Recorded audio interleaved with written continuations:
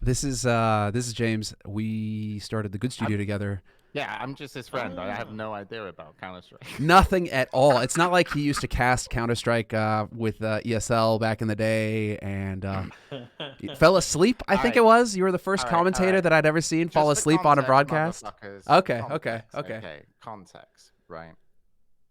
Yes, I used to cast Counter Strike 1.6, and I used to play for Fnatic and Quake. So I used to hang out with all the Fnatic team of 1.6, which is like Ints, Archie, DSN, Tenpole, Forest, Yeah, there you go. Get Right, and Khan. Right. So I knew Karn, okay. the era from back then, and basically ESL, yeah, the contacted me, and they were like, "We really want you to come commentate for us." And we don't have a lot of money, so you're going to do a lot of games. And I was like, so I'm being employed basically to commentate World of Warcraft, but you want me to also do Counter-Strike? And I was like, there's no fucking way I can do Counter-Strike. I don't know shit about Counter-Strike. They're like, no, you're not only going to do Counter-Strike 1.6, the ESL Pro League with all the biggest players. You're also going to do Call of Duty. You're going to do this, and this, right? And This was then, this was back before you specialized. This was back, 2008 or something when I was casting, and I was hanging out with Fnatic 2006 onward or five, I can't remember. Nice guys. You met Ince, right? You went out. Oh with yeah. Ince, funny. Oh yeah. Yeah. You know he bought a farm. He's on the south side of town now. He's just living it. Yeah. I think he did some Bitcoin, right? Yeah, oh yeah. He's good. He's good.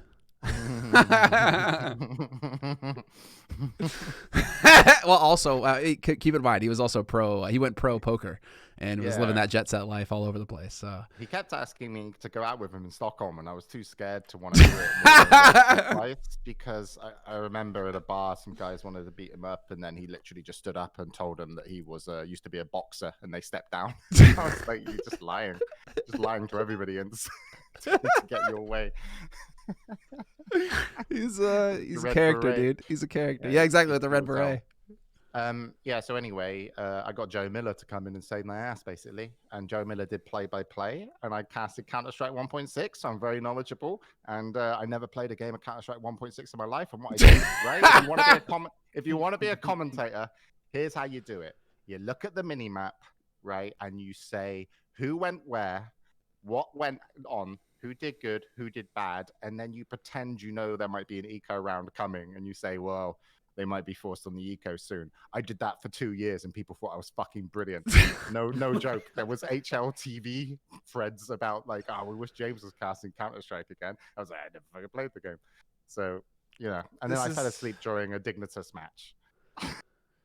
Yeah, that was it. It. I was working on a website with my girlfriend at the time, which was Zoe, and we were trying to get a website up. So we were working, and then the show was over.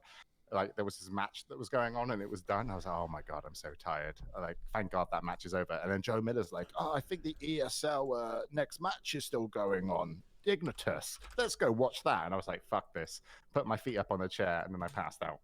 And then they cut to me on camera. So that's what I did in Counter-Strike. So if you want to be a Counter-Strike commentator, that's all the advice you ever need.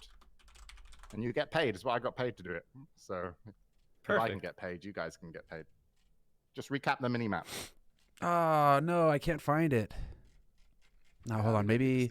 Is it not on YouTube anymore? Hold on. James... It is somewhere. But anyway, let's talk about what you guys want to talk about. That's my introduction. We're talking about CS. I just Googled you, by the way, and realized that you are part of the studio and actually supposedly founded the studio that made Diabolical. Okay, exactly. That is right? it. Hold that thought for about 30 seconds. We need to watch this, actually, real quick. Semmler's going to pick up the match. 16 rounds to 12. And as you can see, very interesting game because Jay has fell asleep. Here we go. That's live broadcast, by the way. How is this even possible? Joe's reaction. Don't really know what to say. Let's wrap up the other games that have been going on here. Dude, the sleeping one? What a hard carry from Joe, dude. What a bro. Fuck you, I still got paid. And also, right, there was three of us. To sleep. There's more to the story, right? So there's three of us there's 3 of us working at ESL, right? And we're the English guys in a German company. You have no idea how much they hate us, right? Like, we are so unorganized. Like, Matt Ryder would come in late, right? Oh, shit. I couldn't find an apartment and slept behind my desk at the ESL studio for about a month. Because no one would rent me something. And then Joe Miller was like, and so there was always this game going on with the 3 of us, which was who was the worst. Because the worst would always get shit and the other 2 would get let off because like, you know, like Matt Ryder did cocaine basically, right, in the ESL's TV studios. Of course he did. When he did that, it's like me and Joe could do what we want for about a month because there's no way we're getting told off in comparison. Of course. Right? You know, so the thing is, you never wanted to be at the bottom. So when I fell asleep, fucking Joe Miller knew it. And so he started commentating like this. He was like, and here they go. Of course. Planting the bomb, using his, like, you know, Stuart Saw tosspot casting voice, you know, where he just whispers.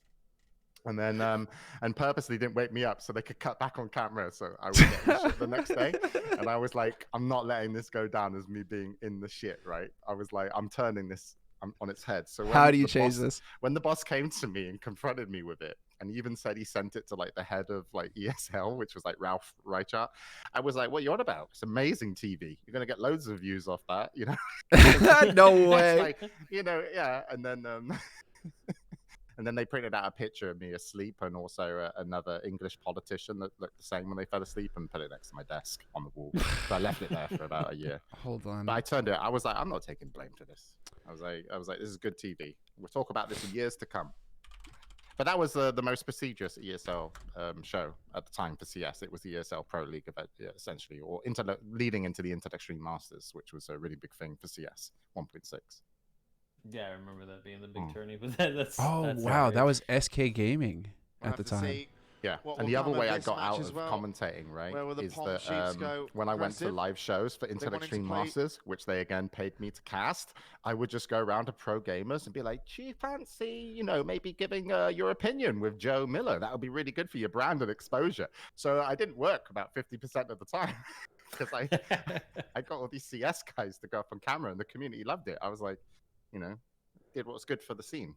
And his gem won't be up for another 2 seconds. I wish you guys could hear this because you can't hear what's going on my PC. But this was him. Like, James, you even casted one of the most epic freaking plays in WoW Arena as well. Orange Marmalade 1v2 clutch, and that was you as well, dude. Yeah, no, yeah. I did WoW, but I was good at WoW. I was good at that. You were good at WoW. Yeah. Still are I good at fucked WoW. up that cast though. Yeah. Was a fuck up cast because like the game was meant to be over, so I was leading into because ESL they want these when you're a caster. Okay, you know this, right? The game's coming to a close. They want a soundbite. Yeah, they want it to like end strong, and you know, like here's where we get our clip. So I'm literally like, oh man, I haven't had a soundbite, you know, for ESL. You know, and it's like Stuart, Tosspot's there, Red Eye, Joe Miller, and I was like, all right, it's World of Warcraft, it's the game I'm good at. I'll cast the end of it. So I'm casting it, and then the whole game gets flipped on its head, and I just go like, oh. Yeah. What? Yeah, exactly. You're just like, well, there you go. Because there's no way you could have known that guy would have come back in a 1v2 in the most epic WoW match. But anyway, that's less about me. Let's talk about whatever you want to talk about. Come on. Well, we're talking about CSGO right now. Anime? No, not Dota anime. Good old... happening? RMP was a thing when this video was made. That's really old. Dude, it's so good. This was like peak WoW Arena too, man. Like Orange Marmalade and shit. This was like super competitive.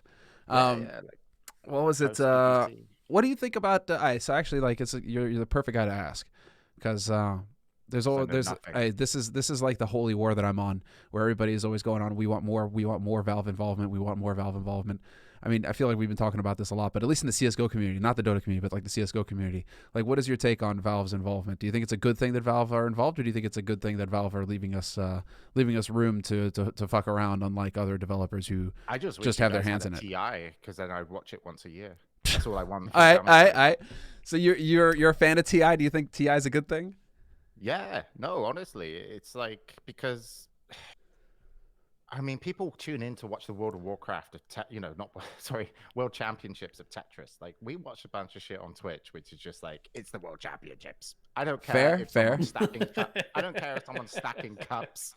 You know, I was like, it's the World Championship of cup stacking. I'm fucking tuning it because I've got nothing else to watch. I mean, what else are you gonna watch? Like fucking XQC or whatever, like play Minecraft or shit? Like, no, Sure, you're gonna sure, watch sure. cup stacking, right?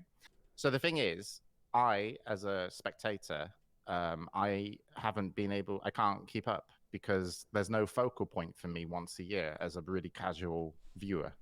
Yeah, CS is pretty saturated. But if you just had one big tournament like Dota has, I would be like all over that for the whole week, you know, because like, and by the end of it, I would know so many of the players that I obviously now don't care about because I don't know them, but I would see their interviews for the first time. I would be like, yeah, I don't like Simple's beard. Yeah, I want him to lose, you know, or, you know, like, at least I'd have an opinion. The storylines. Yeah, but like as a casual, that's the kind of like, that's how you get to know and like people. It's like, there's nothing more interesting than the players that play the game, right? And TI does a really good job of selling the players. So even a year later, they're still interesting to people that haven't watched any majors. You know, they haven't watched all the stuff that, you know, outside of, you know, kind of Valve's involvement, which, sure, you know, Valve was somewhat involved. But I just wish you guys had something like that. I think it'd be fun. So you're a fan of the majors in that case, right? Like the majors happening. That's the big Valve sponsored event. Yeah. That's where it gets all the rah rah. Dude, it's kids making money playing video games. I don't care what happens, really. I just, for my own enjoyment, I'd like to watch, you know, a big world championships. That's fair. I think it's good for every game. What I wonder about then is like, could a Cologne do that for you, or a Katowice, right? Like one of the third party TOs running. That's not like a big enough event to get you interested. Like if it's a week long. 15,000 people in the arena. I don't even know. Like, I'm friends with GetRight and Forest and stuff like that in Stockholm. Yeah, I love them to bits. They're like nicest people. When they were in NIP, I didn't even finish watching a full NIP match, and that was the only team that I was meant to watch because I was just like, I don't know what, you know. I know the game, I know what's going on, but I don't know the context. Like, you know, I was just like, some twats were casting as well. Like, I don't know, they're like. Some guy named after some sort of Swedish dessert, so I just muted it. Well played. Well played. I don't remember his name. Didn't Valve go to the tournament owners and ask them if they wanted? Yeah, no, I heard, right? Because the players as well. The Valve office a couple times, and when I was there, I saw the whole NIP team like GetRight, and I was like, "What are you guys doing here?" And they're like talking about stuff, and I was like, "Oh, cool." And that was a long time ago, before kind of, you know, like just as TI was kicking off. And I remember having a conversation with GetRight, and he said, yeah, we didn't want like a TI. We wanted more consistency and these majors and stuff. And I was like, yeah, that's great. But then I don't know if that's a good thing. And also, people were making so much money off stickers back then. Yes. If you remember. Shitloads. Yeah, and like I was just like, man, no wonder everybody wants a Counter-Strike team because they're getting rinsed. You know what I mean? Like the players are winning a little bit of money, and the orgs are like literally selling. So NIP, if they came third back when stickers were there, they still earned more money than the first place team. They did. It was nuts. Yeah. You were making six figures off of stickers easy. It was some players were just making so much money. They made more money off of stickers than they did off of actually participating. The NIP players didn't make that money, but hey. Well, that was Complexity, right? That was the big argument back then. I remember where Complexity were arguing that because they're the brand and because they're facilitating the players being there, they should get all the sticker money. And then obviously the counter argument was, you remember this? And the counter argument was, well, you wouldn't be here without the players, so why aren't the players getting some of that money? And, you know, Lake was just like, well, you know, we're the brand. And, you know, it was a big back and forth back then. And I was on the side of the players in that argument. And so it took me a while to. Medium, man. There's always happy. You know, like, fair enough. Yeah. You know, it's like if the players aren't happy, you need to have a conversation. If you can't have a conversation and get the players to be happy, you know. Like that's not great, right? And if the orgs, you know, they'll be happy if the players are happy, because if their players are selling them lots of stickers, they're going to want to keep them. So I think when that money was coming into esports, that was one of the big deals that was happening, right? That was like the boom. Like if StarCraft was the first big boom of esports in 2010, you know, Counter-Strike had its boom, and it came around the kind of stickers and underage gambling. Dude. I mean, like, it's so anyway, funny and you got to consider all these orgs. Like, Jason Lake's wonderful guy. Like, he's awesome in my opinion. I don't know what. I've heard good things about him too. Jason Lake, yeah, good people. And so this is one of the first times that like money was really coming into these teams, right? And you got to think like, what's the monetization method of like all these like companies that claim they're worth 200 million? It's like the majority of everything they would have earned was probably CS stickers. Yep. It's like no one's buying that many fucking t-shirts. Memphis needs to petition HLTV to put a better photo of him. Anyway, yeah, poor looks like a mugshot. It looks like a straight up mugshot, doesn't it? Thank you for the resub, Bender. I mean, like, this is that original lineup. This was the one that was causing waves. We're looking at complexity on the screen right now, James. Like, Nothing, Semphis, Sean Gares, Hiko, and Swag. Yeah. Like, this was the roster that kicked that all off. And there's a guy called Swag playing Fortnite. Not the same guy, right? No. Swag was playing Valorant. Exactly, he was playing Valorant for a bit, and now he's no longer there, right? I think he got dropped from the team. He was dropped from T1. Yeah, that's it, from T1. Yeah. And I don't know what he's doing now. So what's going on then? Like what's happening after COVID for you guys in CS? Is it fun?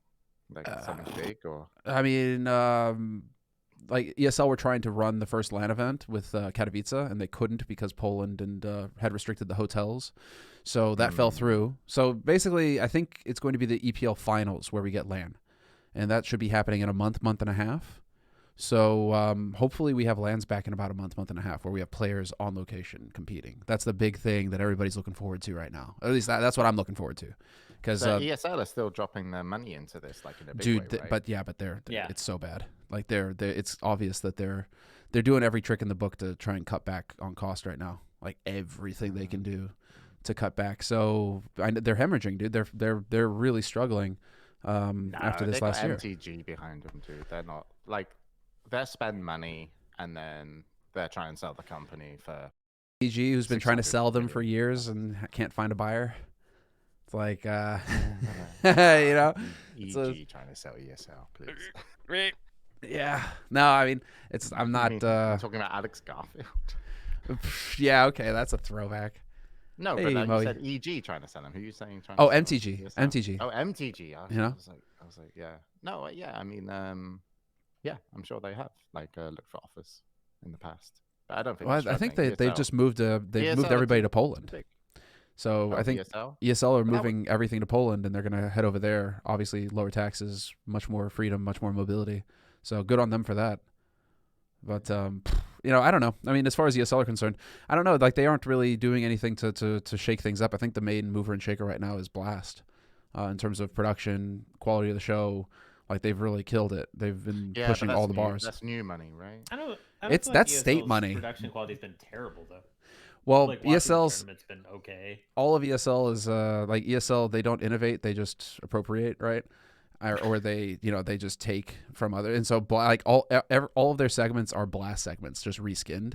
And so, Blast did all the innovating at the end of last year, going into this year, and then ESL were just like, "Cool, we'll take all of that too now and like do that too."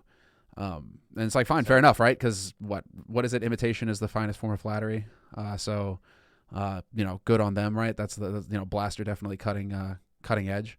But yeah, to your point, James, new money, it's like state money. Blaster it's almost unfair to run an esport in Denmark because you just get state money in Denmark. Yeah. They're doing everything they can. Put it this way, it's like there's Dota deals going on, right? And there's new money coming in, and there's production licenses to stream, and it's like ridiculous. Yeah, because the new money is buying the rights to broadcast, and it's for a lot. But like ESL's old money, right? They just want to be at the end of the year, not minus. Exactly. And you can't bitch on them in a huge way because you say Blast innovates now. It's like, well, who's doing Counter-Strike for the 15 years before Blast turned up, or 20 years? So it's like fair enough. Sure. But it's nice to have competition. Cool. Yeah, that's the main thing. That's the thing that we're all happy about, right? I mean, I'm very happy to see that Flashpoint. They made some noises on their Twitter the other day, so it makes you think that they're going to be around still.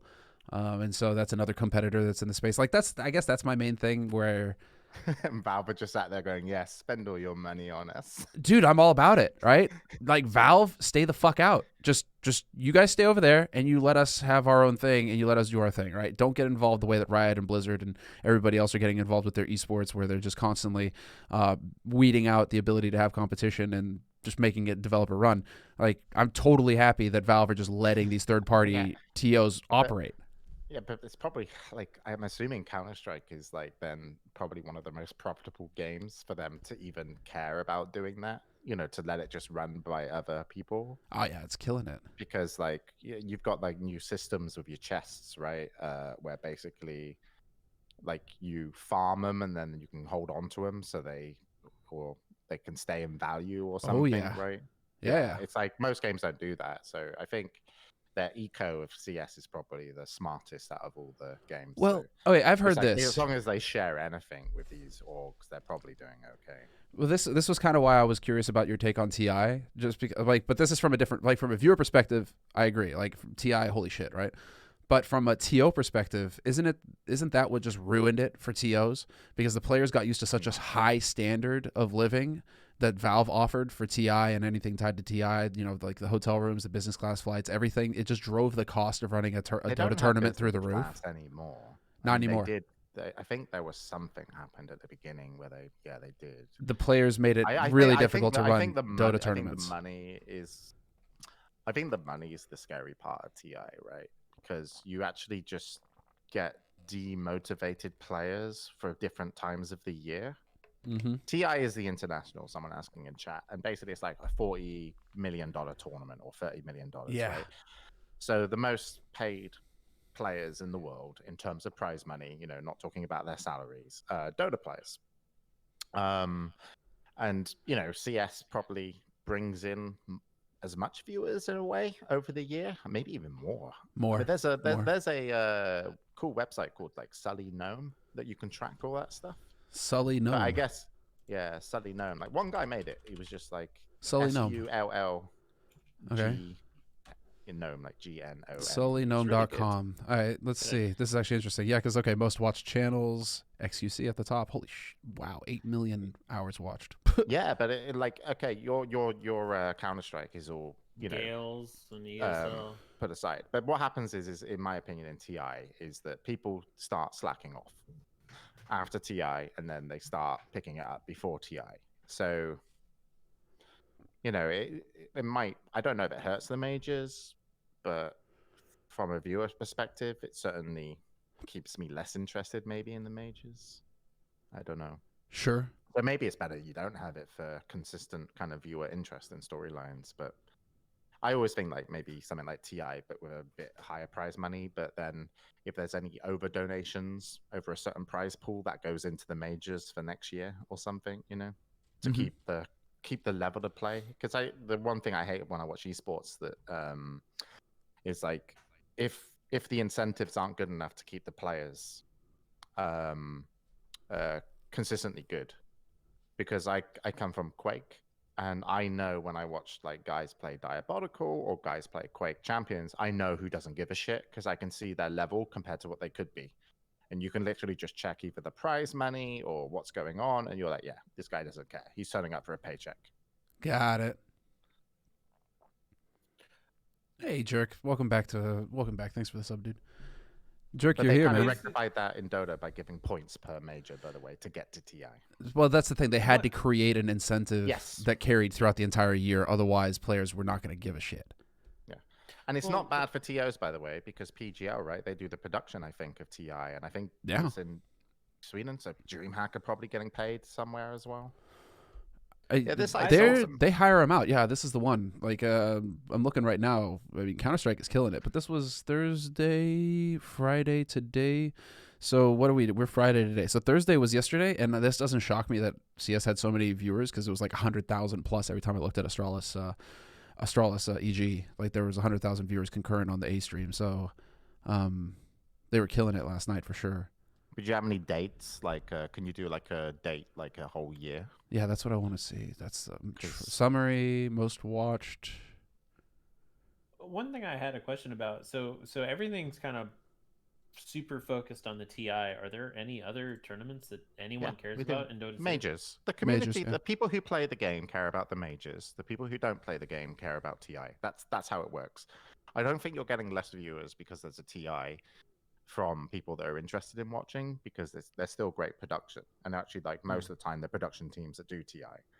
So you just have a, you just have a money shot. Right. You still have a healthy tournament circuit, but then you've got this one big, like, huzzah. Oh, you do it past 365 days. This is such a cool channel. Thank you very much, James, for bringing it to my attention. This is so cool.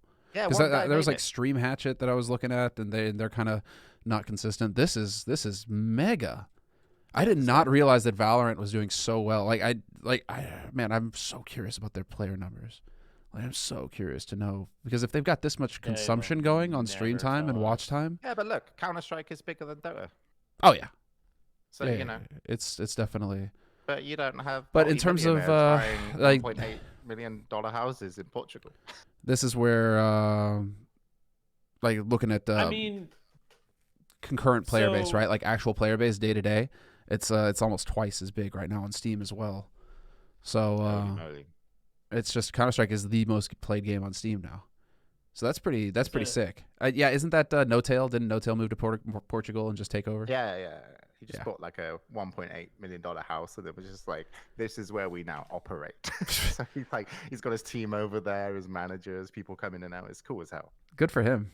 Yeah, good for him, dude. I still remember us sitting in that bar in Copenhagen just shooting the shit like years ago when they hadn't done anything yet, and then all of a sudden it's like, yeah, back to back. What a god. And, I would say that Astralis, pretty much all those guys have made almost $2 million a piece from CSGO. So it's not like nothing. You don't. That's how much someone makes in a broadcast. Yeah. Yeah. I would say that there are definitely some players in CSGO that, despite the kind of, ad hoc tournament structure, have made a lot of prize money, especially recently. Yeah, I mean, it's not really a conversation about like how much money can people make off this. I guess it's more about like, what's sustainable, what's fun, what's good for community. I just think a money shot is good as long as you control the prize money of it. What's the biggest prize pool at the end of your whole CS stuff? I mean, it's going to be 2 million this year with the major, right? Yeah, like it should be 10. Yeah, it's not. If it was 10, I'd watch. If it was 10, you'd watch. Get out of here. You'll watch the major. The biggest prize pool was the WSEG 2016 was a 1.5 million prize pool. Yeah. Okay. And that's 800,000 first place. But CS doesn't have problems with consistency, right? Like players, like jumping around in terms of doing well and bad. It's that people are pretty consistent. The better team wins, right? It's Counter-Strike. Ooh, yeah. Well, that's kind of changed with this online era, and there's also the whole cheating scandal that went around. Like there was a whole year of. I mean, the only reason I would ever feel sad about a $10 million tournament is just if the game wasn't, consistent. There's wasn't worth it. Esports winning earnings. Oh yeah, esportsearnings.com. So 1.5. Yeah, and wasn't this won by like NBK or some random team, and they managed to. No, the friend wasn't it a friend. Envious, that was it. Yeah, they just made ass loads of money. Yeah, they won $800,000. Scroll up to the top and click front page. Like go like most prize money. Most prize money. I'm curious. Yeah, like just like players. Just click players right at the top. Players. Yeah, it's all Dota 2. It's all gonna be Dota, guys. Yeah, but just scroll down and just. Seb. I want to see when the first CS player turns up. There's Zipnik's device right here, 3637. I think they're going to be the highest in terms of CS because everybody else is going to be Dota. Wild. There's Fortnite players above. Oh yeah, there's a Fortnite player. Well, yeah, that's Booga. That's that guy who won that massive. That's like a one-off. He just wins that and then fucks off. Yeah, okay. Dupree. I totally would. Dupree won the most. See you later. The tragic thing though is that they're Danish, so like 60-70% of this is just gone. No, they open up their own companies. That's what. Yeah, even your own companies though. You take the money out. Yeah, but it's about 40% if you do it that way in Denmark, I think. Yeah, you still get as long as you start taking it out. There's a reason why. Yeah. Well, that was Natu back when Jarex won, and he linked to an article to some news article where it was some Finnish newspaper that had written up an article on JRX saying, "Oh wow, one of our own, winning TI, winning millions," and like the top 2 comments were like, "Well, I hope he pays his taxes." And like that's the first thing that people are concerned about. Go down. I just want to see if there's more. If CS starts kicking in a big way. It's all Astralis. It's quite a bit more once you get towards and the then bottom of that list. then you get into like 79. You start getting into like Jake Yip. I mean, the prize money doesn't really make it like I guess more interesting to viewers anyway. It's going to be about the quality of the production, exactly. Stuff, yeah. Characters. I mean, the main like that's an interesting question, right?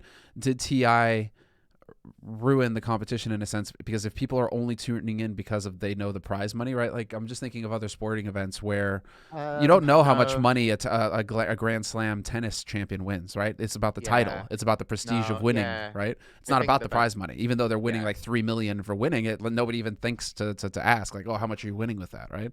If you wanted a tournament, in my opinion, like a TO to be successful, I would hire people that focus solely around storylines of players. Like every tournament, we need storylines. We need cameras out there, like pre-tournament, doing pre-interviews at people's, boot camps and houses. We need to sell these players so they're the most interesting thing for the next time the tournament comes around. Indeed, that's the only thing that TI really innovated on, was they had the money to send camera crews. Indeed, and the majors had that for a bit. The CS:GO majors had that for a bit as well. Like we were getting those player like the Stewie, and we were getting these player Get Right had one as well, and then they stopped that, I guess. I don't know, I haven't seen one since. I mean, I'm hoping that this year with the lead up. Yeah, but in a way it's weird, isn't it? Because people get their fill anyway through social medias. True. Dramas, well, look at this. ENCE have got their like all of the teams are now creating behind the scenes content on the players on a day-to-day. So you could literally watch, this ENCE TV, March 22nd, so just like a week ago, behind the scenes of this new team that everybody's speculating about. It's an international roster. It's ENCE changing it up. It's no longer a Finnish roster. Now they're international. And they banked hard on it. Hold on, how many views does this have now? I'm curious, actually. 17,000 views. So it's like, this is the new international roster, and ENCE are leaning into it really hard, and they're giving us a window into how this team is performing in their like the behind the scenes. It's super always cool. Beneficial for teams to do that stuff. Yeah. Oh, yeah. But like when you pull this into like an ESL production, does ESL have somebody dedicated to this, or Blast, where they're like, hey, could we use your footage, and could we do this, and could we do this? Because it's a pretty big expense, like, in all fairness. Like absolutely. I know the guy that was contracted out to do it for TI. He wasn't personally like that expensive, and it's not an expensive thing for Valve, but it's also like, it's an opportunity cost, right? If you're doing this for ESL, you're not working for someone else. So you have to find people that can actually do it well. Yes. I mean, this was it's this sort of stuff. Game 1 grand finals. No. So G2 were the ones, like, I could give a shit about League of Legends. Never, like, I just haven't watched any of it. And I actually started to care about this G2 team just because they popped up in my feed and they did the behind the scenes kind of like comms while they were playing. And you got to know the personalities of the players. You got to see that they were joking around, but they were serious. They could do it all, right? Like, really cool insight into the team. And I was like, holy shit. And then I actually watched a game of League of Legends because I wanted to see, G2 are playing. Cool. I know these players. Like, okay, I want to watch now. Like, that's what TI does. It brings you in and then sells you the players. That's it. all I'm saying. It's like, what's the series that they do every year? The big recap one. Insights? Is that what it's called? They do Insight, I think, which is something before, and then, or it's the after one. I want the recap one where I saw No Tail crying and everything, where it's like they win and it's just freaking, they go insane. It's comms the entire time, that entire match. If you like, I went on YouTube, because I'm down with the kids. And I was like, and the Insight, which I think it was like the recap. I think it's called like True Sight. That's it. True Sight. So True Sight. This is insane. There was League of Legends people covering it. There were people doing watches from League of Legends and commentating over this storyline that was sold because it was just so well told, right? Yeah. Like Valve did. They had the perfect storm. It was an amazing story, Yeah. But if you can see that people are using this content and talking over it, which is, amazing. Oh, it's so if you scroll so down cool. on And this is the 2019 finals where they do it again. So cool. But if you scroll down a bit, like maybe there's like you can see like other people's channels rather than Dota 2, where people are just watching it and being like talking over it. Tide Hunter I plays. mean, there's one with a picture of Fly from the other team with and they've put Traitor over his head. Oh yeah, that's right. Because he joined the other team, didn't he? Like right before TI and almost screwed them over, didn't he? Yeah, it was like in the worst time possible. When I spoke to Notel, he was like, he literally got the news when he was getting onto a flight. Oh my god! To go somewhere. Valve tried to do some of this kind of stuff. They did. CS:GO first came out, and it just wasn't as well received. And no, it's there. Hold on. When it first came out, it didn't catch on. CS:GO, Get Right. What's it called? No, but what were those series called? I can't remember off the top of my head. They're literally on the freaking Steam store, I think. Let me go look. No, CS:GO. What was it? CS:GO Get Right Major.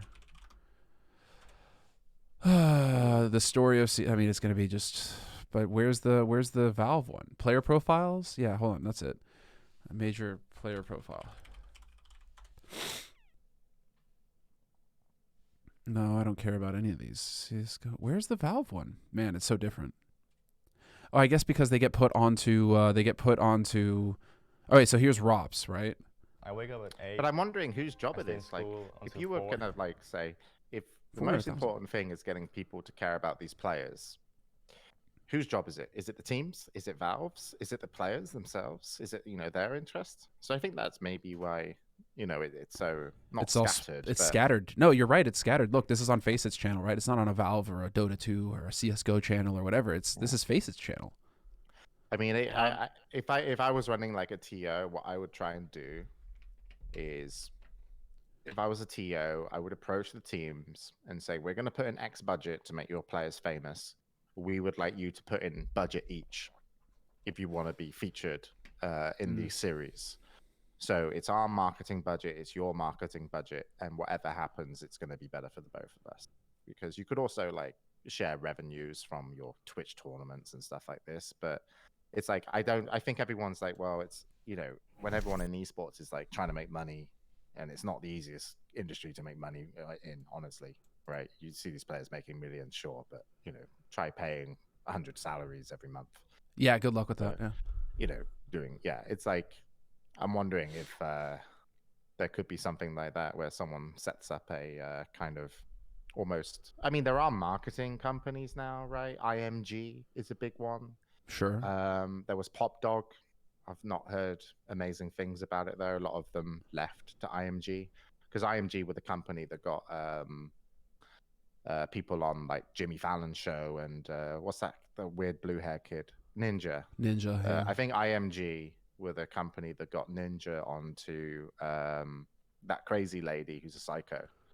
There's a lot of those. Ellen DeGeneres is the one that. Ellen. Yeah, that one. Yeah, that's the one that comes to mind. Because apparently she's like really horrible behind the scenes. Go figure. So I've actually heard that too.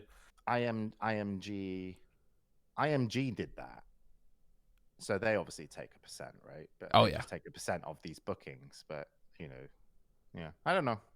This is the player profile from Get Right, but this is on the Valve's channel. But this was 2015. So this was the last time where it wasn't the TOs. I'm guessing eventually maybe it did happen that way where the TOs were just given a budget from Valve to create this content, and then it was the TOs to hire. Because I know it was Tom Newman who did the Face It ones, in the 2018 Face It ones. Like it was Tom Newman who was creating that content, and he worked for Face It as a freelancer. So I mean, it's. Well, it's also interesting too that that's from the Valve channel, not like a CS:GO dedicated channel. Is there a CS:GO dedicated channel though? I don't think there is, but there is for Dota. 1.2 million views on Get Right. Yeah. Wow. No, it was. These were super popular. Oh, there is. How were they funded? Oh, sorry. Did you know? Like who decided they pay for this? I mean, I'm guessing those ones are Valve. Those ones have got to be Valve. And then it goes from there, right? Like those first ones have got to be Valve, and then I'm guessing Valve just take because I think the main thing for Valve, and this is what I also like about Valve, is that they're just like, why should we do it if we can fund a third party to do it for us, or they can create a business case like, to a 350 person company that want to make video games and don't want to talk to people. They're loving it. They're just like, oh sweet, face it, yeah, okay, cool. You can provide this 128 tick server, service, ESEA, you guys too. Sweet, go for it. Yeah. We're all about it. I love that part about it. It's just opportunity for everybody. So I think what happens maybe is that they just give budget to Face It. Make a case saying, hey, we have this guy who's going to create this content. Do you guys want to get involved? And Valve are probably just like, yeah, sure. How much is it going to cost? Okay, here's 20 grand or when whatever. you're selling a product, right? You itemize your list of shit that you can do for how much money. And then hopefully you put in, we're going to do 20 player profiles and it costs us this much. Sure. The biggest thing though is when it's this fragmented, it's really hard to find that content. Like if I went and searched for this stuff, I would have no idea. Like if I was a casual player and I wanted to like learn what the pros were doing, like I would probably search some stuff, and there is a lot of organic content. But but that's why I think it's kind of all over, Whereas you want to get people in. Yeah, but you want to get people in to watch the major, and when they're in watching these big events, then they get the content, right? Sure. Because the day-to-day content, that's for your fans. But the content that you show at the majors, if you're bringing in new audience or people, that's when you run this stuff as well. I mean, you could, it's like the ENTS stuff is pretty good for fans of ENTS or whoever, Navi stuff as well. But hey, there you go. Well, and CS has, they have gone out of their way. Valve has to try to make it easier to find. You're trying to look at the value of Valve. Yeah, what's Valve like 2020? I'm probably like 30 billion. I'm gonna guess. Valve is not publicly traded. What the fuck? Valve. It's over 50% owned by Gaben, and it's not publicly traded. It's not publicly traded. No. Net worth. Corporation. All right. If you go to the Wikipedia, you might see something on the side, but I doubt it. Valve was valued at 10 billion as of March 14th, 2019. That makes sense. And then what was it? Activision Blizzard now. More. If Discord is valued at 10 billion, I'd say Valve is valued at more. Yeah. Net worth of Activision Blizzard for the 2020 was $71.52 billion. Holy shit. I'd rather own Valve. To be fair. Absolutely. Yeah, and then hold on, Riot Games net worth 2020. But they're owned by $6 billion. Tencent. I was gonna say really though, only $6 billion. So CS has integrated like into the client. So like if you're playing CS:GO, there's like a feed for like tournaments that are going on and kind of what's going on. So Valve is kind of like trying to push the players towards the different tournament owners. They are. They're making great games, good updates, right? You can't ask much more. They do anything on top, amazing. Yeah. No, that's the big thing. It's not like they owe these pro gamers millions of dollars because they play their game. It's more of a choice. It's like it's for the fans, really. It's like I do think that they make more money because there's a pro scene. Like if there wasn't a pro scene, it was just casual. I don't know. Stickers and the skins probably wouldn't be as popular. Part of the reason that people probably buy skins is they see their favorite pro player playing with such a skin. They're like, there is that element to it. But Valve find it very difficult to see the difference between their esports stuff and their regular stuff, to the point where it's like very difficult for them to track. Like, is this like do we make more money doing one thing or the other? And that's the issue for Valve, right? Like Valve and CS:GO, like how do they make it work? But that was the reason why at the beginning when they did remember the first UI for the major? The difference between Valve and Riot is Valve like solving problems in a clever way, which is friendly to the company. Where they're like, Counter-Strike works, it makes money, it's doing well. Yeah. Riot are kind of like, we want people to care about our games more than anyone else, and we're willing to just spend because we have Tencent behind us. So I think the interesting thing for Valve is like, how do we get majors to work, or how do we get chests to be, fun to open as well as, generate money so we can do more. Counter-Strike, right? I think it's a different take. I don't think they're sat at Valve going, "What's the next big esport plan?" They're probably just sat there going, "Oh, someone's complaining about esports. So who wants to have a conversation about this?" They don't factor it in. That's the point of that overlay, right? That I was talking about for 2013 Major. They made this overlay where it showed the gun, like the skin name. So if you obsed a player, it would show the name of the skin that he was using, right? And I'm like, huh, okay. I mean, that's an interesting way to say. I wonder if they saw an uptick in sales on the op boom or something like that after watching Olafmeister use it right in that match or something like that. You know, like there's got to be some kind of trackable metric that they're going off of there. Every game with a competitive scene earns more. They always last longer. I don't know about that, Ginger Moose. But I think the game has to be fun before it's competitive. Yeah, exactly. I mean, so wow. I think Valve have always done it like kind of the right way. The game gets big, they throw it in. I was really surprised at League of Legends when it kind of kicked off. I was like, it's just not as good as Dota, and it was weird to me that they were like spending so much money. But then actually, it was a better game. It wasn't even good at Heroes of New Earth. Han was the best at the time. Yeah, Han was the best game, and now it's completely dead. But it was the best, the best new Dota. Han was pretty good. Han was pretty good. Do we want to talk about Endpoint at all? And the reason why I bring this up with James present, is that James, I mean, come on, you got to back your Brits, Mighty Max and Surreal, two British CS:GO players waving the British flag. I think they're the only ones left apart from Alex, and he's not even a full Brit. He's half French. I want you to go type in Mighty Max and Surreal on Esports earnings. They better be over. Do they even rank? Oh man, is there a search function on here? Yeah, there is. Esports earnings. I want to know if Mighty Max is in the money. Let's do. No way. One result found. Real name Max Heath. Alternate ID is Mighty Max. Did he make 44 grand? Really? He's made $44,000, right? No way. He's British. What game though? Yeah, click it. What game? He's been playing since 2015. All right, now type in a true esport gamer from England. Right, ready? Sacriel, Sacriel.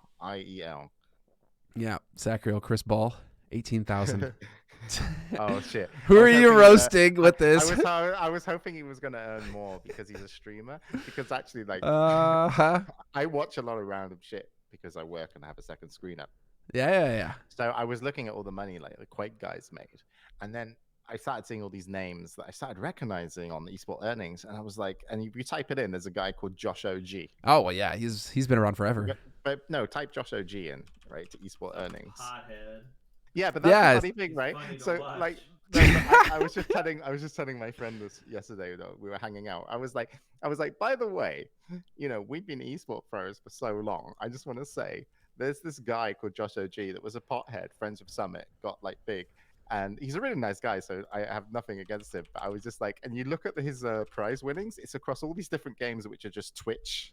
You know, like you just got invited. Through Twitch, and then I tuned into a stream because I was like, I wonder what he's up to now, and he was just sat on stream shopping for supercars.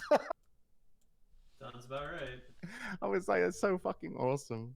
I was just watching him decide if he wanted to get a BMW or a Porsche for $120,000, and I'm like, yep, good for him. He sports money. Yeah, good for him.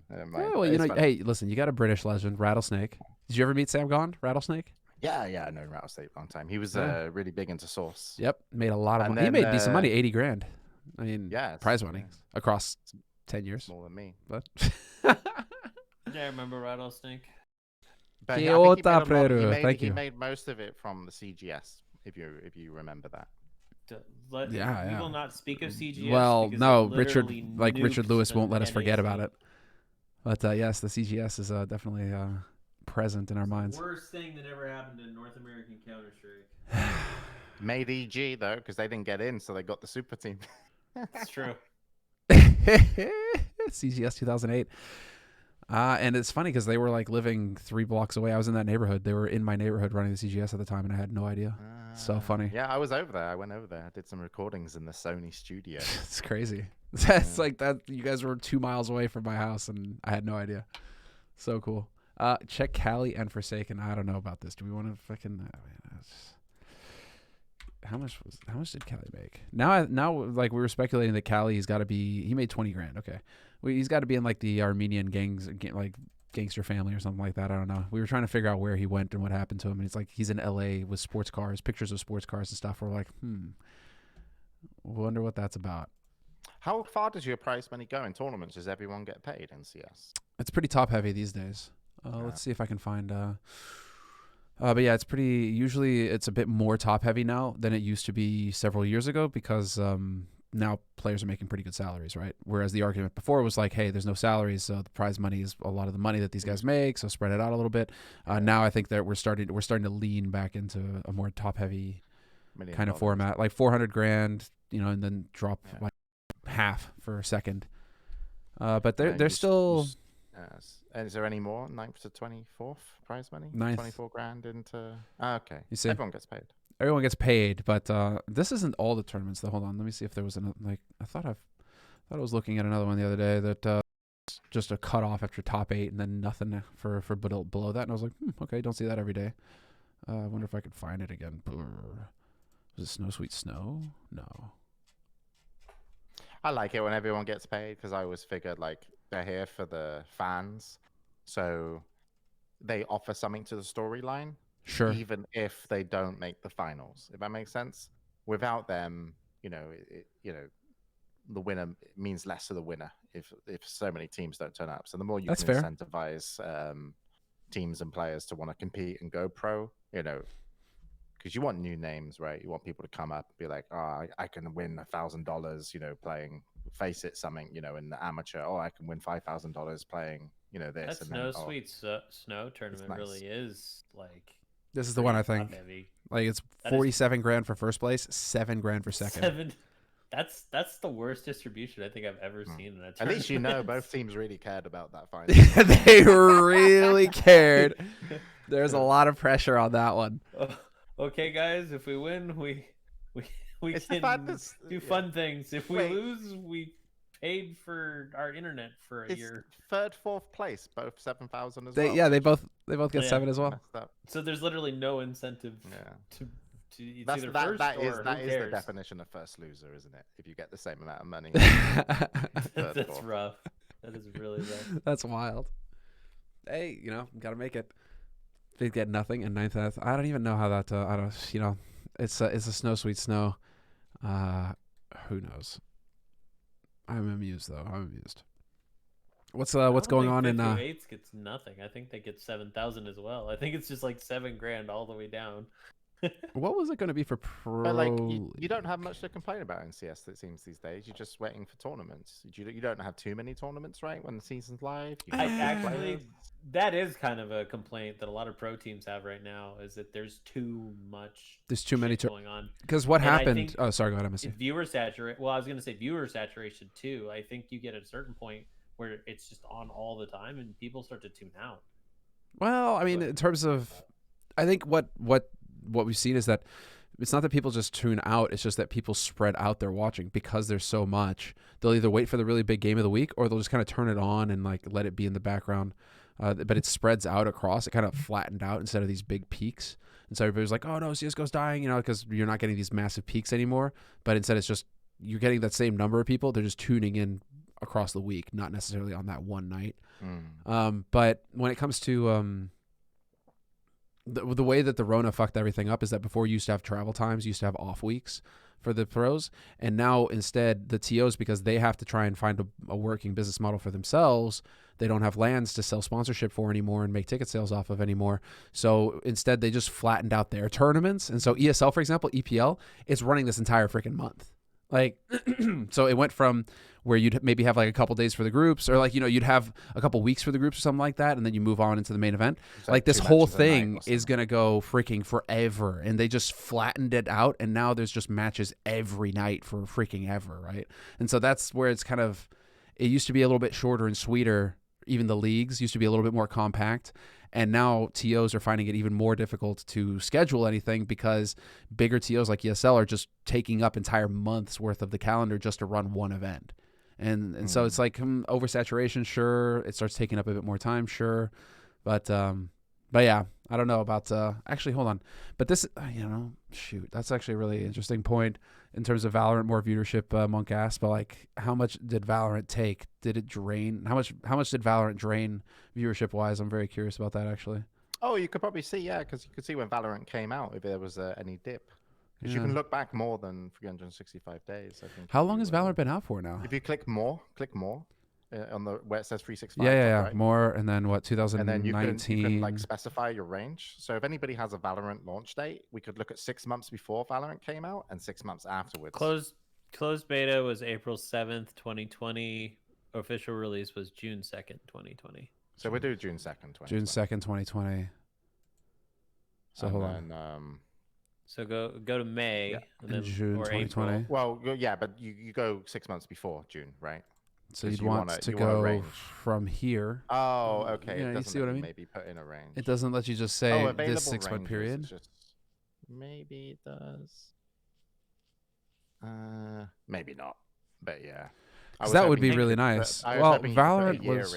And then do 365 and watch the URL at the top, because you might be able to put in what you want, and it might just not be available in the filters themselves, but it might be available in the URL. 2020 so June. hit like 365. Nah. Hit 365. See what it does. So games 365. Watch. It just says 365. 22. Yeah. Yeah, you're probably not gonna be able to. But I don't know. You can still click the months if you wanted to, but yeah. Okay, so Valorant has grown, and even when it first came out, it was getting more attention. The thing is, though, is that I think Valorant, if you go for Valorant, it's going to pull from more games than CSGO. Like, everybody knows CSGO. Yeah. And then you get Valorant, you're getting crossover. Like, I'm watching streamers like Lily, who plays LOL, right? But she'll stream Valorant all of a sudden, whereas she would never stream CSGO. So you got things like that, right? Where it's like, how does that work out, right? I still find CSGO more impressive to watch, because when I see people peek and do stuff in Valorant, I'm like, and when I see it in CS, it just looks like it has so much more skill and control in it, and it has so much more tension. So I enjoy watching the combat much more in CS from a casual perspective. But wait, hold on. Maybe we shouldn't be getting too worried about this, boys. So 365 includes the launch of Valorant, so there would have been a massive spike for sure. Let's see, if we go to 180 days already, if we take it down to 6 months, in the past 6 months, Call of Duty, CS gets more hours watched than Valorant. What about in the last 90 days? Because this is where we start getting into like the master stuff, right? We're pretty much dead even in the last 90 days in terms of hours watched. Yeah. Someone asked about the difference, by the way, and you didn't read it, but I'm gonna host a channel. Hit it. Semmler, can you ask Too Good? He's been in Dota as well. Yeah. I mean CS too. He is. Yeah. How different in CS is Dota for going pro without an organization? I mean, it's if you want to go pro in any game, it's actually just networking.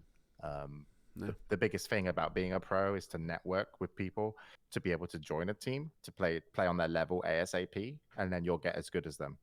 So if you can network, you can be a pro gamer, in my opinion, unless, of course, you can't play the game well. But if you can, you just start networking. It's how Loader kept so relevant even past, I wouldn't say his prime, but he was networking players into his team, and so his org was doing great for a very long period of time.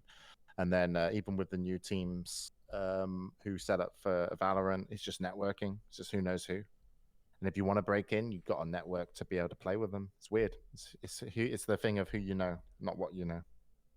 Yeah, I was always comparing it to an old boys club. Like, you had to be in the club, you had to be in the circle, and if you weren't in the circle, you weren't getting. I'll give you an example, right?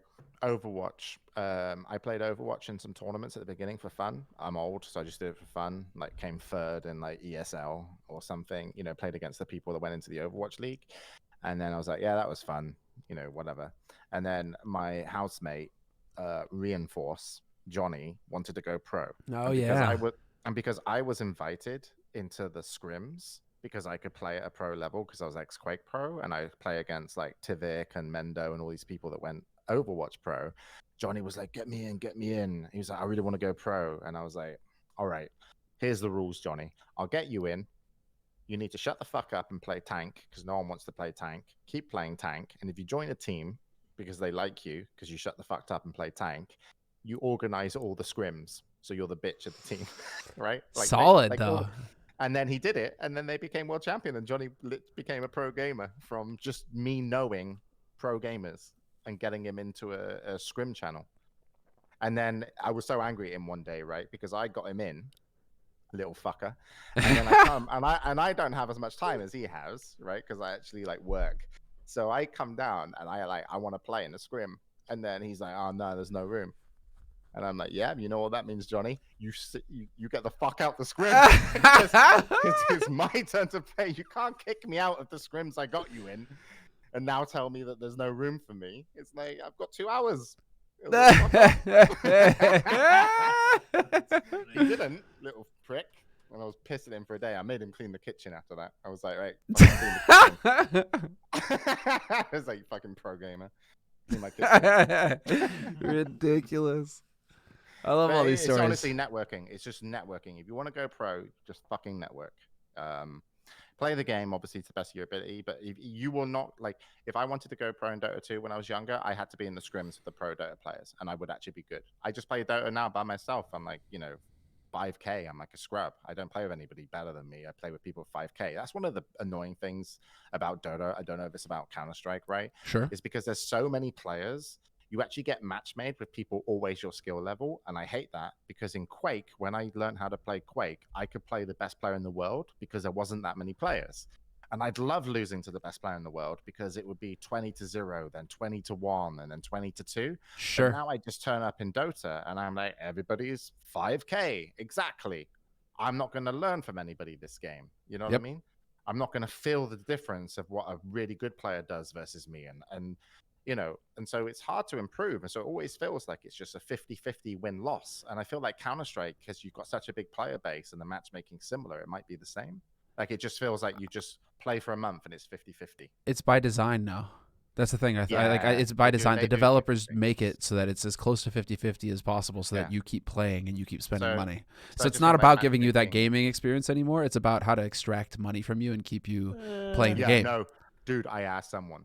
You know who I asked, right? Okay. He didn't give me an answer. Yeah. I was like, dude, every time I log on Dota and I play my first game, it's a win. Uh-huh. And after it, it's not a win. Uh-huh. But the first game always feels like I'm winning. And it's a little bit easier. And I'm like, are you guys fucking with this? Because if I log in and play one game and win, then all of a sudden I'm playing 4 hours of Dota because I just got that dopamine hit. Like, I swear to God, the first game that you log in and play of Dota, you win. If you haven't played for like 24 hours. That's an interesting thing, and I wouldn't be surprised if they would do that. But I will also say, so as someone that has played a decent amount of MM, you would be surprised the type of people you'll get matched against when it can't find good matches. I have, like my highest ranking, I got global, and we were playing legitimate silver elite players in CSGO with a stack of globals. I kid you not. So if you play at certain times of day and it can't find a good match for you, it will just pull in whoever it can. And those people will get absolutely fucked. And you feel so bad for them. But, like, what can you do? But it's not. Because if you lose, you lose so much elo. You lose, like, all, you go down a whole rank if you lose. And they're like, they're whole year is made. But I would just like an option. I would just like an option where it's like I would like to play people better than me. You know what I mean? Like in matchmaking, I would just be like, please push me to try and push me against people that are slightly better than me, so that I can lose, and I'm fine losing, as long as I just like learn. Because otherwise, I just feel like I'm 50-50ing. Sure. I'm just going through the motions, and I come out 50-50. And I don't have access to scrim channels, right? In that kind of game, if I wanted, obviously where you want to try hard. You want to try hard. Yeah, but I'm talking about you guys. You guys in chat. I don't know. But like that's a way to really get people to get better. Without a doubt. Sure. Like people don't necessarily want. Like most casuals just want the 50-50 win-loss because they're playing for the enjoyment. But some people really want to be like, I'm going to dedicate a year to get as good as I can. Now, is this where you get offered that experience by going to a third party, like Faceit or ESEA, right? Yeah, a little bit. Because you're going to be harder there. Those services all use that same stuff too. I mean, honestly, true, because they want you to keep paying for the service. There's less players. There's more serious players on Faceit, right? So it's fine. So it does help out. Like they did solve the problem somewhat. But like, how many new players are you seeing in Counter-Strike in the pro scene over the course of a year? Like, what's the rotation? It's not great. It's not great. It's pretty hard to break in. I mean, you're North American, to be fair. Actually, hold on. No, if anything, it's easier to break in North America. Oh, really? There's less old. Well, yeah, there's less old guard above us. They all went to Valorant now. CS:GO player count by region, was it? Can I find that link? It's not good. Valve's matchmaking servers. All right, let's take a look at it. So this is, let's say, most recent Friday, March 19th, 26th. They're all in Poland. That's what we've discovered. They're all in Poland. There's a lot of people in Poland, EU North, West, and East. So, I mean, it really is still a European game, CSGO. That's pretty much where the lion's share of the player base lies. Yeah, if you combine all of the United States, you have about, it looks like, to be fair, that's why I wanted to say that 30,000. James's example happening to you doesn't shock me in the sense that you can get globals versus silvers, because again, the caveat that he added was when you don't have many players, it's going to match you up, and it's a higher chance of there being a skill disparity between the two groups, right? And then I was just like, where are you playing against? Oh, yeah, probably on West Coast, U.S. West, 2,700 players queued. Yeah. Pretty wild. Getting, I mean, generally you'll see, especially, because in the U.S., the ping difference really isn't that great. So, like, if you're playing West Coast, you'll probably get matched against players that are either West or Central.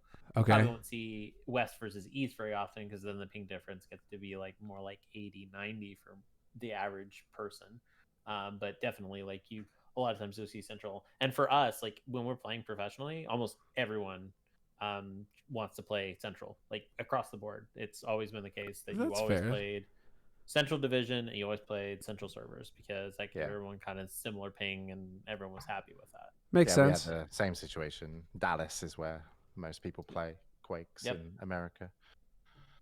That makes sense. Yeah, it's balanced. I mean, you see that reflected in the server, in the server showing up a lot of East Coast.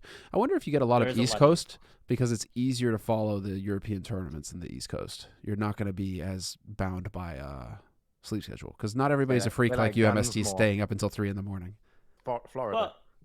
Well, also people, Florida. People on the East Coast, I was told this recently, apparently if you're on the East Coast, the ping difference between the East Coast and EU isn't so awful that you can't play it. It's around 90. So if you're on the East Coast, if you really wanted to, you could probably play European games and not be completely out of your element. Gotcha. Meanwhile, I'm sitting over here at 160 ping, and it's just a pie in the sky dream. Well, yeah, to be fair, I used to do that with BLC back in the day, trying to play on EU with 160. It's like, please. The absolute struggle. I can't imagine trying to play an FPS with that kind of ping. It just wouldn't be possible. Well, to be fair, we do have subs who do that. So, hats off to Prairie and the others. 300 ping, wide swing and everywhere. P90 wide swing. Well, I mean, like, it's weird to talk about like FPS games today, because we consider like anything over like 80 ms to just be impossible to play. I remember playing games on dial-up with like 100 to like 160 ping was like low, and on top of that, they had no lag compensation. So like I played the original MechWarrior game, like MechWarrior 2, and I kid you not, you would get like a rapid fire low damage weapon, and you would spray in front of the target and wait to see the damage update. So then you would know kind of roughly where they were actually compared to where they were visually. And then you would count that out in terms of the number of like spaces they existed. And then you would start shooting into the void and hitting them. It was the wildest shit. That's so nuts. Gamers have it so good today. You kids. Okay. Break out the code, like get the cane. Yeah, no, it's wild. The shit that we do today compared to the way it used to be. Like, games were hard back then. I remember like trying to like compensate for lag in like the original Quake 2, or like Quake 2, and you're trying to like shoot people to rocket midair, and they're like not where you see they are. You have to do some like trigonometry to figure that shit out. On the fly as well. That's why Quake players are superior. Just that simple. Mm-hmm. Obviously. Speaking of Quake players, he's muted himself. Yeah, he's probably I mean, I think no. But Wait, isn't he haven't involved? they? So he's No. involved with Diabolical, right? Well, it's his game. Yeah, he's the creator. Yeah. Okay. Awesome. Yeah. So James, I have a friend who's pretty good at Diabolical. Death Row. He plays in a lot of their tournaments. Oh, Death Row. Yeah, he's really good. Yeah, Tony. He's a good guy. Yeah, we did like. I can hear myself. How do I hear you, James? MST's mic was speaking. Me, yeah, my mic was being weird for a sec. I'm good now, I think. Yeah, we gave like $150,000 away in prize money to kind of incentivize the pros to give it a shot. But the thing is, the game wasn't as catchy as Are you guys throwing in the towel or? No, we're updating it. Yeah, it just takes long time to do big things because like we made our own engine because like we have the best mouse input of any engine out there. Yes, you do. Yes, you do. So we have. I'm really hoping fast other loading people will times be and- like looking at you and saying, "We need Actually, to do what they Overwatch did." oddly has the equal mouse input to us on threaded games. So Blizzard people did a really good job. So if you play Overwatch and you play our game and you use threaded, which means your mouse input is using the same cores as your other processors, etc. So it's tied to your video basically, right? So Right, tied to your graphics. Overwatch are the same, and then the only game that matches us on multi-threaded input is Reflex Arena, which is another arena FPS game that was made by some guys in New Zealand. I am really surprised. Like and actually, I'm not so surprised. You could fix it in all the other engines, but it's just not. You on could, but people's you would priority list. It's just not like no. Well, one you would at have to Epic go or in. You would Source. have to go in and rewrite the whole input system so that it was Yeah, but it's not specifically that on much another work. thread. Yeah, but they've got other things. The problem is, so it's I'm not important to game developers. It's not important, that exactly. It's not important to game developers that grew up not playing games professionally, but it was important to us because half our studio have been pro gamers. Well, it's not even just that. It's also the people that drive their meetings, the people that pay their paychecks, also don't care about that stuff. Like if I'm working at Valve and they're I've got my boss telling me what's important and what's not important, and telling me what things on my Jira tickets I can like actually commit hours to. They're going to be like, yeah, stuff that makes money, on a list of stuff that makes money. Putting your mouse inputs on a separate thread is probably beyond the bottom of that list. It's probably somewhere buried it's like 20 meters below the ground. Yeah. So and the weird thing it's is about very doing our own engine, it's like maybe 5% of the community really care, but 95% actually just want pretty graphics and cool VFX, right? And I think your game looks great, to be honest. True. It's 90%. It They just want to read the okay, title. They just want to read the but- title of the game, and Yeah. then you got the other 80% that actually go ahead and read that I article. guarantee if we made a Diabolical on the Unreal Engine and we did all the fancy stuff with our artists, it would look twice as good minimum. And actually, it might have a bit more sticky factor just because of it's more enjoyable to shoot a rocket. Like it has to be satisfying, right, to hit a headshot in Counter-Strike or hit a whatever in X Games. To some degrees, but the worst version of Unreal Tournament was like the very last one they made. So yeah, but like you can't. It's hard to fault Unreal Engine now, right? I mean, wasn't the engine's fault. They just made a shitty game. Yeah, but I mean, Unreal Tournament has always been a test showcase of the game. It's like they were showing like all these new lighting techniques, like when you walk from indoors to outdoors, right? That was in Unreal Tournament. People don't want that in Unreal Tournament, but they were like, we're just doing it here because this is the game that we work on to show all the cool shaders and effects and tech that we've got, So I don't feel like the original Unreal Tournament was that so much, because the Unreal Tournament, the first one that came out. No, the original, sure, yeah, that was their flagship. That was right. Yeah. Unreal was their flagship. That's what I mean. The Unreal games were their flagships. So right, but they didn't update the engine that much from Unreal to Unreal Tournament. It was just they changed the game. They made an arena shooter using the exact same engine they built Unreal out of. And my dad bought a freaking computer to play Unreal. I mean, it was an amazing game when it came out. It was as amazing as Half-Life was. But obviously when they came out with Unreal Tournament 2K3, I think. Yeah. That was definitely, hey, look at our shiny, cool engine. Yeah. I mean, some of the industry have always been at the beck and call of Epic Games and Unreal Engine, right? Because like people are like, well, why don't you make a Call of Duty? You know, because Call of Duty was such a success, and it's like, well, we couldn't make a Call of Duty until you guys made an engine that made Call of Duty, and then everyone was like, okay, time to make Call of Duty clones, you know. So it's like, you know, but the engine's in such a good place, like Unity and Unreal, you can just do what you want. It's amazing. But we made our own engine because we're idiots, but it's fun. I like that people appreciate it. Like, I know you guys in chat appreciate it, like, because it's like you guys are 222 people listening to Semmler talk about CS, so you're like hardcore gamers who want the best mouse input and fast loading times. Without a doubt, this is your core audience right here. Yeah, but someone who finishes work and just wants to blast some shit after, you know, a shitty day of work and being told by their boss in some passive aggressive way that they're, you know, not picking up boxes right, you know, Amazon, you know, just wants to go into a game like Doom and just fucking destroy stuff with the prettiest graphics. Even though Doom's input and engine is amazing, the attack engine's like phenomenal. Oh, it's always had great engines. Listen, they've got great taste in music too. I just love that soundtrack. I was just loving that soundtrack. Do you remember the original, the old Quake 2 soundtrack? No, I didn't play the Quake 2 one. So James would answer that though. Yeah, it's so good. And Quake, the original was 9 Inch Nails did it. Really? Was it? Yeah. Who did the Quake 2? Was Trent Reznor did Quake original. He liked. Yeah. So they've had like amazing stuff for a long time, and they've got one of the best engine programmers right now. Can't remember the lead programmer's name. Carmack back in the day, but they've got a guy that's basically. Is he retired or is he working on rockets now? Like, what's he doing? Isn't he working on other stuff? He went to VR and worked at Facebook. So he worked on VR, and then he's left there and he's an advisor. And now I don't know what he's specifically doing. Yeah. And someone asked about new RTSs, you know. Yeah, I saw that. Giant stuff. That's cool. Strobel, Sunspear, Frost Giant. I mean, yeah, it's cool. It's just all of the devs that have been jettisoned from Blizzard. All the StarCraft 2 devs, they're just like, yeah, okay, we'll just go and create our own studios.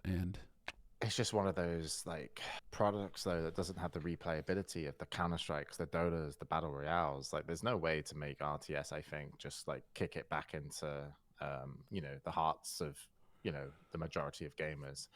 It would have to be something like a co-op experience that you buy the game for, and you have you know, most people just play that, and then maybe it's great to watch on esports, but it's just, you know, same with arena FPS. It's like you know, you just, you know, it's not the gameplay loop that is relevant, but it's like you do it because it's like, you know, it's guarantee a nice audience, you know, they enjoy and appreciate, you know, the efforts. But you know, you don't aim for the biggest games in the world when you're a new studio, and I don't even think Blizzard, the people who came from Blizzard to these new studios, are thinking that they're going to have a, you know, something anywhere near Counter-Strike's success or something like this, because it just comes down to the gameplay loop. Do you guys think you'll be able to make like arena FPSs relevant like they used to be again? Like, because I know they kind of fell off. You'd have to just change them so much. You'd really just like you'd have to strip out, not ruin them, but you need people to enjoy them without having to learn how to strafe jump. And you need like better game modes that aren't, you know, because like Bomb Defuse is amazing.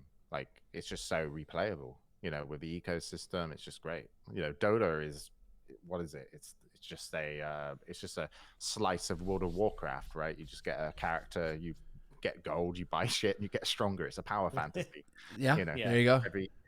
And it's just so good, and it's you know, the replayability of that. And Battle Royale is a kind of friend simulator, right? You just walk around in parks for a little bit and chat with your mates, and then you're like, oh shit, I see somebody, let's go kill them. You know, so it's you know, it's the social game, because World of Warcraft was the social game. Every game that's got the biggest has been the most social. So World of Warcraft was the most social game, 40-person raids, very social, right? And then people got bored of having 40 friends because that was way too many for gamers. And then they found 5v5s, which was, you know, Dota, League of Legends became the next social game. And then you're like, fuck my friends, I'm still a gamer. Let's play with less people. Let's go Battle Royale. I only need 2 friends.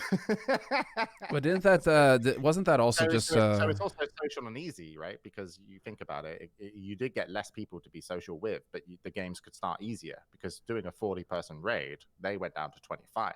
But taking those players from World of Warcraft and putting them in League of Legends, that was 40 people that had to organize to just small groups of 5. And now Battle Royales is like groups of 4, groups of 3, stuff like this. And they're the social games that become the biggest. So what you're saying is eventually we're going to come back to 1v1. yeah, everyone's going to be like, fuck people. Yeah. Yeah, as long as society keeps getting worse, we're all going to be playing 1v1. We're all just going to go back to 1v1. And then the return of RTS, that's what these devs are. Time as a Gen Z, people are just going to be so obnoxious, you're only ever going to want to play 1v1. So that's when Arena FPS is coming back. And then that's when this guy is going to take over. James, can you see this stream? I'm waiting in the window. There you go. I got him on my desk. He's waiting. He's watching. Thumbs up. 1v1 RTS is going to take over again. 2040. Let's go. Look, put it in your calendars, bitches. Let's go, dude. Well, I'm glad you guys are giving some love to an underappreciated game.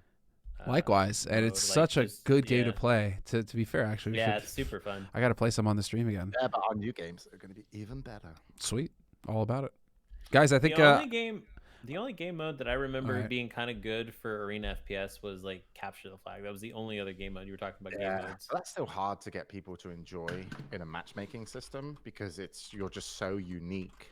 You don't stand next to each other on corners. It's like one defender, X attackers, one soft defender, and so it really comes down to individual skill, and it just breaks matchmaking if you don't have a giant player base. So it's tough. It's tough. Yeah, that's why matchmaking inadvertently killed all the social aspects of the games, and why we're struggling again. That's anyway. Yeah, bigger topic. Yeah, dude, I'm really glad that you could join up. Looked like you were leaving, right? I think it's a good place to wrap it up. I gotta get some stuff done. But this is perfect, dude. Thank you very much for joining. I'm glad you were up this morning. You wanted to hop on. Yeah, we talked a lot of Counter-Strike. We went over a few players. We did. We keep an eye out for him. Art, don't worry about him. Electronic,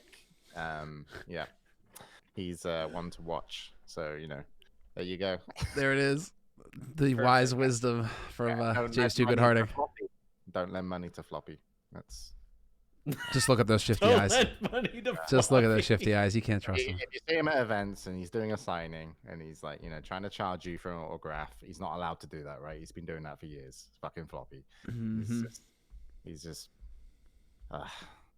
Well, he's an easy guy to be around. Not hard. All right, thanks, dude. Have a good day, man. I'll catch you soon. Man. Hey, MST, thanks, man, for joining in, dude. Actually, this turned into quite the call. You were in for the entire show, pretty much. So good stuff, man. Yeah, it's late. I'm working on something on the side here for work, so I was just like, I'll hang around and meet this guy and talk shit, and it's good. I'm glad. We'll definitely do this again. James is a good guy. He's always got the anecdotes and the stories, and you guys have both got the history. It's like actually really perfect. So we'll definitely do this again. All right. Well, exciting games tomorrow. Looking forward to them. Yeah. And we'll have more to talk about for sure. All right. Well, have a good one, dude. Have a nice weekend. You too. All right. Take care. Bye. And this has actually turned in quite a nice morning, guys. So impromptu podcast mornings. The call-ins. That's it's kind of what I want to do more of. So this has been recording the whole time. So be sure to leave a comment below. Tell me if you like these sorts of things, and we can do more of them. But that is kind of the idea, is to have some call-ins every now and again, and subscribers or guests like James, and just talk esports, talk CS, talk all sorts. But yeah, thanks everybody. All right, catch you next time.